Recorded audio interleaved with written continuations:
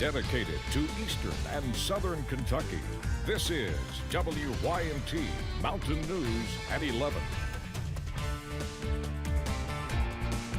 Good evening, I'm Keaton Hall.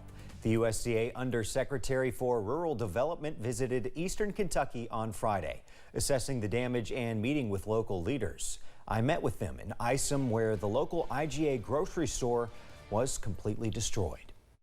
The Isom IGA was destroyed in the recent flooding. I left here at 6 o'clock on Wednesday afternoon, and I came back at 6 o'clock on Thursday morning, and we had a lake, 6 foot deep. The grocery store is a key piece of the community in Isom and a major part of the life of owner Gwen Kristen. Graduated from high school and started working here in 1973. So I've been here since 1973, so I've been here for 50 years, and I have never seen anything like this. On Friday, the Undersecretary for Rural Development with the USDA, Xochitl Torres Small, visited Kristen and her store, assessing the damage and volunteering with recovery in the area. Rural development wants to be a key part of that, and that's why I'm here, because this is the kind of thing you can't understand without experiencing it. About 2 months ago, Rural Development put federal liaison officers in hazard, acting as go-betweens for local leaders and federal assistance, something that's been vitally important since the floods. And you have people in the community already who know folks who are working closely to help rebuild, to get out information, and also to bring information back to FEMA. It helps make that response stronger. Kristen says she's been able to take advantage of federal support like small business loans, and she has ambitious goals for her store. We're hoping to do it in 6 months. It's going to be hard. It's going to be hard work, but that's okay. We live in eastern Kentucky. We're used to hard work. Working hard together. I am truly the 606 strong. I spoke with one of the hazard-based rural partners who said they've been very busy since the floods happened, working with local organizations and the federal government. Floodwaters tore through the Appalachian Artisan Center studios in Hindman, destroying artwork and designs. The Artisan Center has been working hard since the flood, trying to salvage whatever they can, piecing through the ruins filled with mud. Jeremy Haney is a Luther for the Appalachian Artisan Center and also part of the recovery partnership with Hickory Hill Recovery. And he says the damage takes away a fun job. It's been a little bit of a devastation to some of those guys that, you know, like I said, look forward to coming down here. They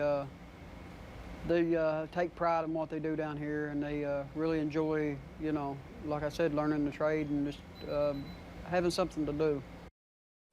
Appalachian Artisan Center staff say they've lost at least $1.5 million worth of property because of the flood. In the aftermath of the flooding, schools are trying to figure out their plans for when they will start and what they'll do for having students in the building. Letcher County schools were some of the ones that were hardest hit by the flooding. Fleming, Neon Middle, Martha Jane Potter Elementary, West Whitesburg Elementary, and Whitesburg Elementary are all in shambles.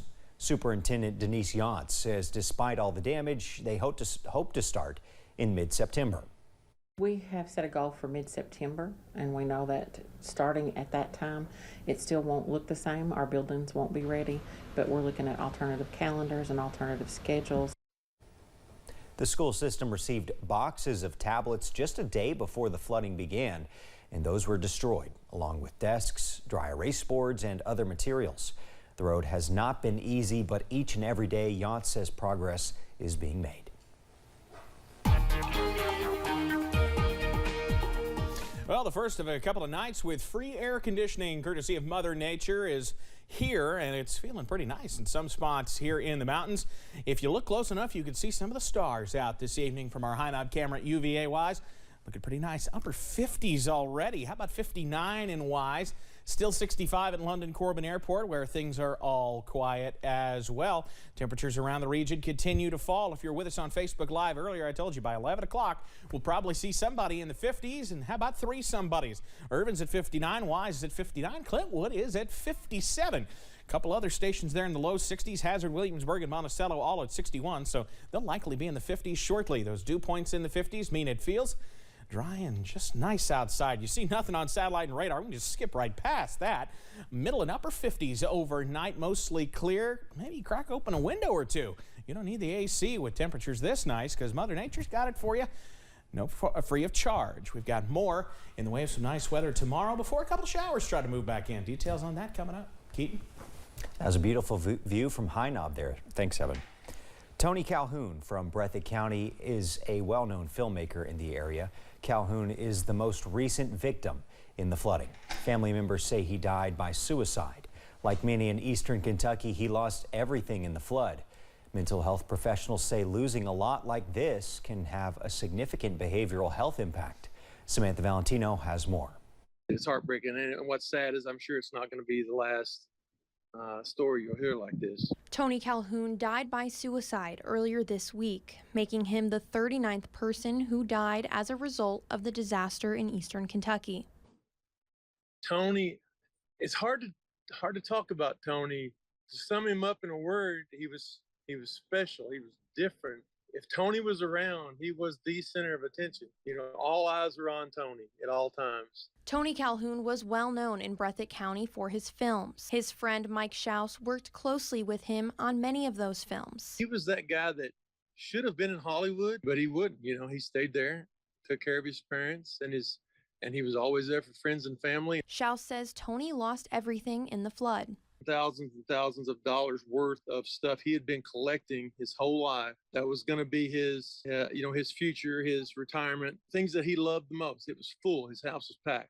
So to think he not only lost his home, he lost everything he had. Experts say loss like this can have a significant behavioral health impact. Folks, whenever they feel completely overwhelmed, when they feel like everything that they've worked for has been lost, that is despair that many of us can't even imagine. Brian Myers says if you're struggling, you should reach out for help. To use the 988 hotline to be able to connect to resources, right? Because there are lots of resources out there, both to help with those mental health challenges, but also to help folks rebuild their lives.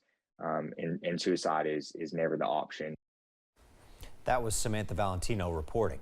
Brian Myers recommends checking in on loved ones regularly, especially in the weeks following a traumatic event. He says to watch for signs that they might be struggling, such as withdrawing from things they typically enjoy or isolating themselves. EKU student Candace Jenkins lost her home in the flood. She remembers waking up to water inside her bedroom. After staying in a hotel, she's now back on campus. EKU students started moving in on Wednesday, but students like Candace, who were impacted by the floods, were allowed to move in earlier. We need to make sure that the students that come to us from these areas are taken care of. EKU Dean of Students Dr. Laura Vance says the university has about 700 students from impacted counties. About 100 were directly impacted by the flooding. The university is providing financial assistance to 20 students who've lost everything. Donations have poured into eastern Kentucky, and one healthcare organization has set up a one-stop shop for people to get help. ARH has turned an old department store into a distribution facility here in Hazard. People can go to the old J.C. Penney store and get supplies to help them through. Bert Hurt and his family lost everything in the flooding, but he says they're finding a lot of help. It's just nice to have, people around it will help. We've been very blessed with donations from across the country. Jonathan Collins of ARH says they have been serving about 300 meals each day. The distribution center offers something for everyone, from those who need it all to those who need a little. ARH officials say they will soon post information about the need for volunteers to come and help. Folks gathered in the city of Pikeville this evening to listen to some good music, hang out with friends, and it was all for a good cause. WYMT's Jordan Mullins has more from the East Kentucky Rising Benefit Concert and how several organizations and businesses have come together to help the region recover after the historic floods just 2 weeks ago. Local musicians and those with ties to Eastern Kentucky came together at the plaza outside of the Appalachian Wireless Arena on Friday evening at the East Kentucky Rising Benefit Concert. Many of the musicians with personal experiences as flood victims or helping out with flood cleanup themselves. This hits on a personal level for us as well. So either if we've been boots on the ground with it and shoveled mud, or, you know, the people that we know and love and play music with also, you know, have really been affected. All proceeds from the concert will go to benefit flood victims, but more specifically to the East Kentucky Dream Center, who will use the additional funds to provide even more help to Pike County as well as surrounding counties. We've seen what these folks are doing. They've been providing thousands of meals for people every day, providing services and supplies, and they're going to continue to do so. So you know that the money that you donate is going to help our folks right here. Bringing together an entire city and several organizations and businesses. When a tragedy strikes to one of our neighbors, we just want to help out any way we can. For a night to rock the relief. 2 weeks feels like a long time for us, but it's been a lifetime for those people that have been flooded and lost everything. And there's going to be years of recovery. So, you know, don't think that, oh, I can't come out tonight. This was my opportunity to help. We will continue to help. But knowing that this is only a small step on the road to recovery for the region. In Pikeville, Jordan Mullins, WYMT Mountain News.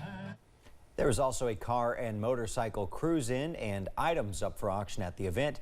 Event organizers said you can find more online auctions for the next few weeks, as well as how to donate by visiting the East Kentucky Rising Facebook page. Almost all eastern Kentucky counties are in the red zone when it comes to the COVID-19 incidence rate. Take a look at the latest map released today. As of Monday, Kentucky has had more than 16,000 deaths related to the virus. The weekly positivity rate is 18.41%. There are more questions than answers after the body of 12-year-old Stacia Collins was discovered, and her father was sent to the hospital with gunshot wounds. Marley Pinchak talked to Stacia's mother, who says her little girl was about to start her last year of elementary school. For Summer Mullins, being able to give the gift of life has been a blessing. I had 2 kids that passed away years ago with a rare metabolic disorder, so she was my only healthy daughter. Holding on to a special bond with her baby girl, Stacia Collins, a 12-year-old with a love for music and all things scary movies. She loved Michael Myers, Scream, even though, you know, it's not that scary, but she loves Scream. The two sharing a love of horror through a screen. Never imagining having to be faced with a scene in real life. Do you want to talk to your daughter one last time? I said, what you mean one last time? A message from Stacia's father, Mullins says, came unexpectedly Wednesday morning. However, after exchanging a few messages back and forth, trying to figure out exactly what's going on. Dead silence after that, 7:20. Mullins says it was then when she tried reaching out to both the father and her daughter numerous times by calling and texting. However, silence remained on the other end of the line. And it's unlike her to not have her cell phone on her. She always packs her cell phone, loves her cell phone. According to the Johnson County Sheriff's Office, deputies responded to a report of an assault in the Van Leer community Thursday. When they arrived, deputies say they discovered Stacy Collins, who is the father of Stacia, suffering from what appeared to be a self-inflicted gunshot wound. But Stacia was nowhere to be found. I called the school first thing. I was like, is Stacia there, you know, right now? They said, no, she hasn't been here all day. And I was like, well, was she there yesterday? So they looked into the attendance. She hadn't been there the first 2 days of school. According to the sheriff's office, Stacia's body was eventually found. I keep imagining what was going through her mind. Scared. Probably like in her own real life scary movie. We lost a very precious person. She was a gem. Taken way too soon. Marley Pinchak, WYMT Mountain News. The sheriff's office says circumstances surrounding the 12-year-old's death are still under investigation. Coming up at 11. The 70th annual Nib Rock Festival in Corbin resumed this evening. Libya Calfee has more on that story. Plus, plenty of nice weather. We haven't seen lows this cool in a while. The latest on how long Mother Nature is giving out some free AC. It's coming right up. A warm DQ biscuit. A sizzling Purnell sausage patty. This sausage biscuit